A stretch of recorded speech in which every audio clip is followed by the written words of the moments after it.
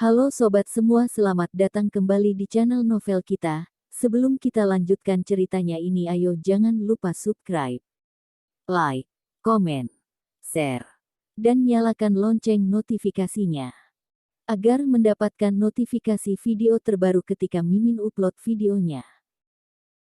Istri yang dimanja, bab 105 bermain pelan-pelan. Saat ini Amandamu lebih dari terkejut, ia benar-benar tidak menyangka. Ia berjalan ke hadapan remaja itu, dengan raut wajah serius bertanya padanya.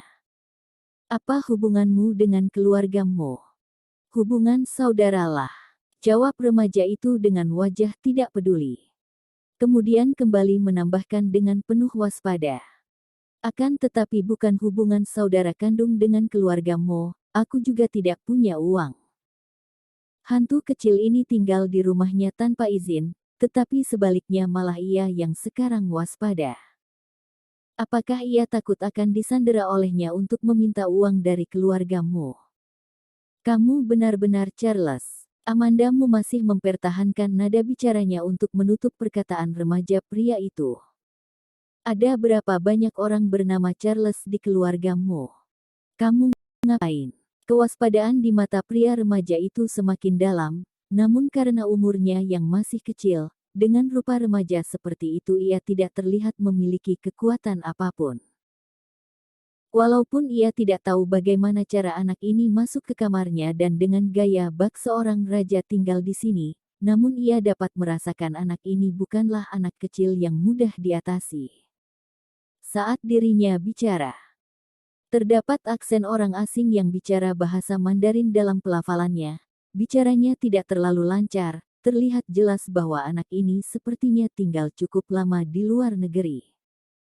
Berbagai petunjuk menunjukkan, anak ini mungkin kabur dari rumah. Amandamu menyunggingkan senyum. Anak kecil, kamu kabur dari rumah kan? Kamu pasti tidak terbiasa tinggal di tempat seperti ini kan?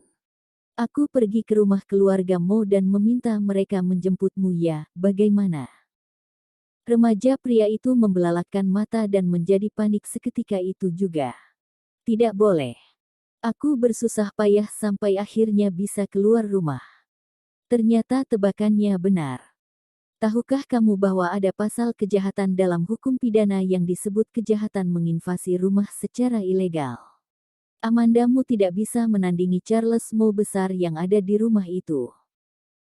Namun sudah lebih dari cukup jika ia bisa mengatasi Charles Mo kecil ini. Begitu mendengarnya, raut wajah Charles Mo kecil pun berubah. Berkilat sinar kacau di matanya, ia pun berkata nyaring.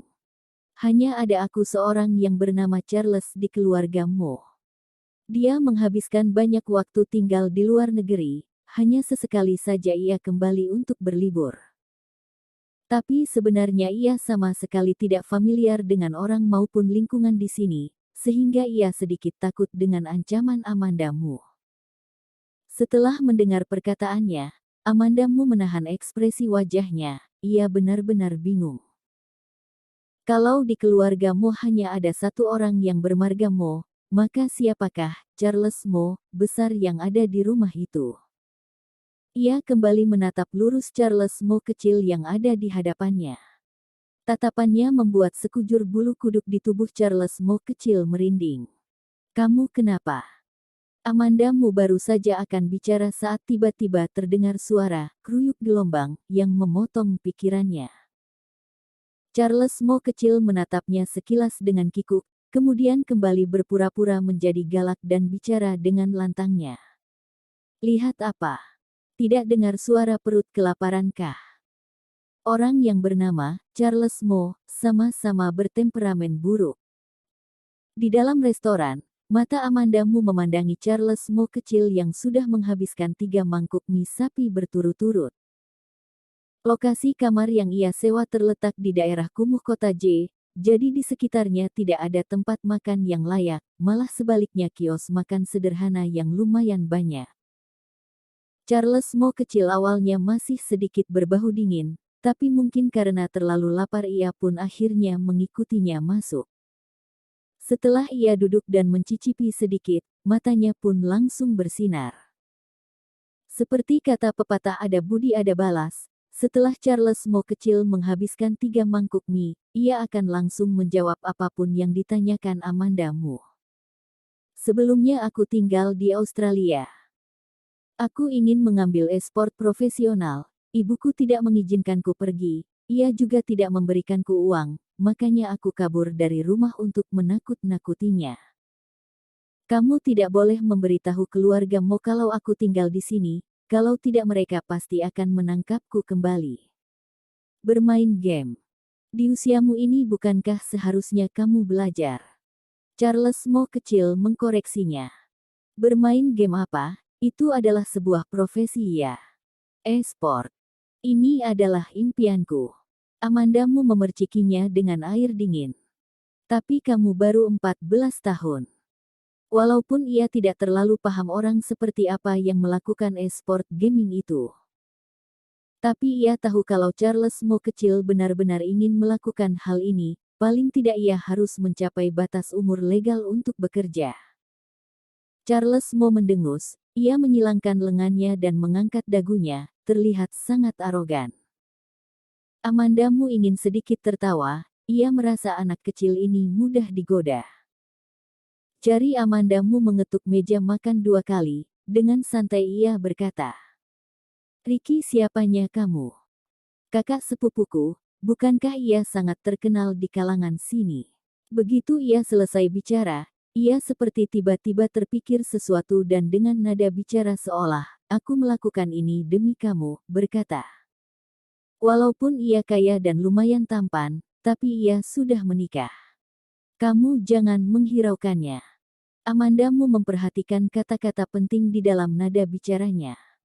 Lumayan tampan. Desas-desus yang beredar adalah Ricky Mo yang jelek dan tidak manusiawi, bagaimana mungkin lumayan tampan. Melihat wajah Amandamu yang ragu, raut wajah Charles Mo kecil pun tak disangka berubah. Kamu lupa dengan kata-kata yang baru saja kukatakan. Orang di rumah memberitahunya dan menyuruhnya untuk tidak sembarangan bicara mengenai kakak sepupunya kepada orang lain. Tapi ia baru saja secara tidak sengaja membeberkannya. Akan tetapi perempuan ini terlihat mudah dibohongi, seharusnya tidak masalah bukan? Amandamu malah tidak berpikir untuk memperhatikan tanda-tanda yang diberikan Charles Mo kecil.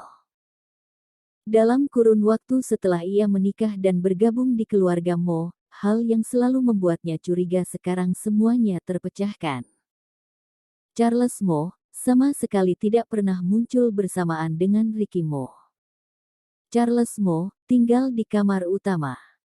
Donnie sering bersama-sama dengan Charles Mo. Waktu itu di restoran, Donnie hanya terkejut sebentar saat ia tidak sengaja melihat dirinya yang jatuh di pelukan Ricky Mo, kemudian ia undur diri keluar. Black Chart, mobil mahal dan mewah itu. Charles Mo, sekali dan sekali lagi dengan kurang ajar menggodanya. Ricky Mo yang bisa keluar masuk villa dengan bebas, sepertinya bukan Ricky Mo adik sepupu, Charles Mo, mungkin hanya dialah Ricky Mo yang sesungguhnya. Pemikiran yang mengejutkan ini membuat kesadaran Amandamu tidak dapat kembali untuk waktu yang cukup lama.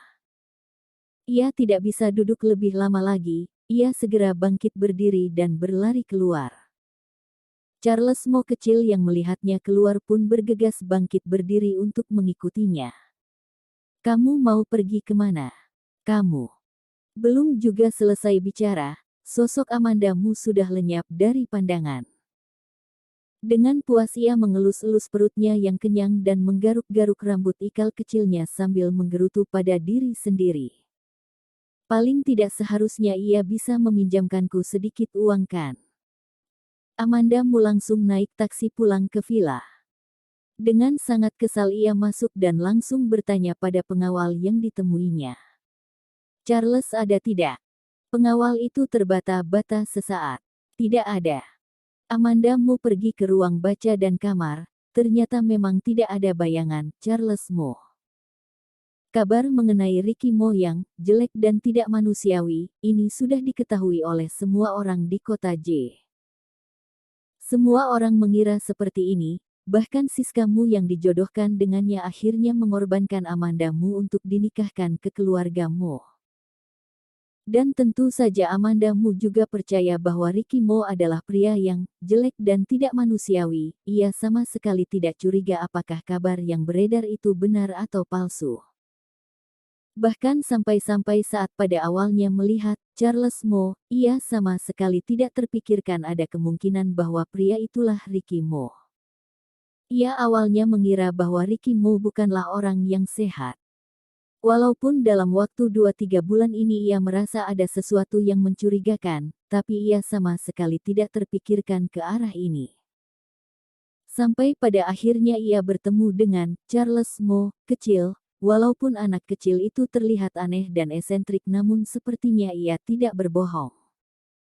Sekarang ia perlahan-lahan sudah bisa tenang, sebaliknya ia malah tidak tergesa-gesa mencari Charles Mo untuk berkonfrontasi. Ia mau memastikan terlebih dahulu apakah Charles Mo adalah Ricky Mo, kalau benar. Kalau begitu temani saja ia main pelan-pelan. Bersambung.